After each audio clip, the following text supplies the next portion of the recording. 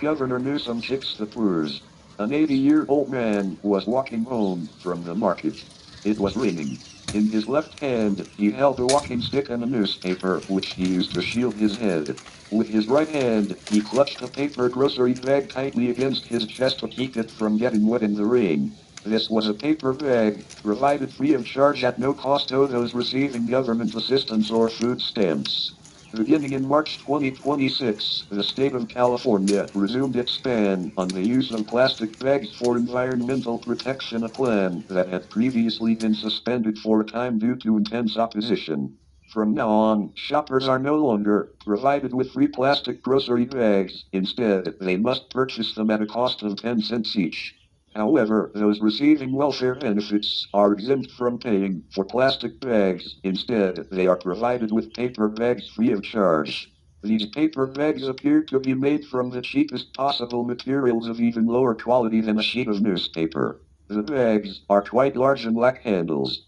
If filled to capacity, they become far too heavy for a person over the age of 80 to carry.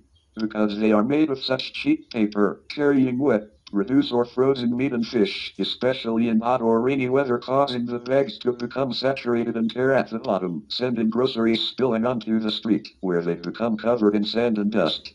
Another major inconvenience is that elderly individuals are forced to clutch the paper bag tightly against their chests, much like holding a small child, as they make their way to their vehicles. This situation serves as proof that the state of California views welfare recipients as no better than the homeless. They are deemed worthy of receiving only the most degrading forms of charity. Governor Newsom claims to champion the poor in order to secure funding and advance his political agenda. Yet, his actual treatment of the poor is arguably worse than his handling of the homeless crisis. We, the elderly and infirm, would much rather pay the 10 cents for a plastic bag than accept the free paper bag, which lacks handles and is easily tear at the bottom at any moment. What are we supposed to do when our groceries spill onto the street, becoming soiled with sand and dust, especially when it is raining?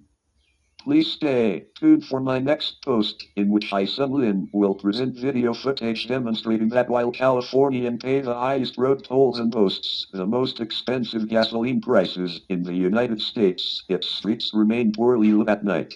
The roads are riddled with potholes, traffic signs, obscured by years of accumulated dust, are barely legible even during the day, and, notably, many smaller streets have completely lost their street name. In conclusion, do not trust what people say. Instead, observe what they actually do.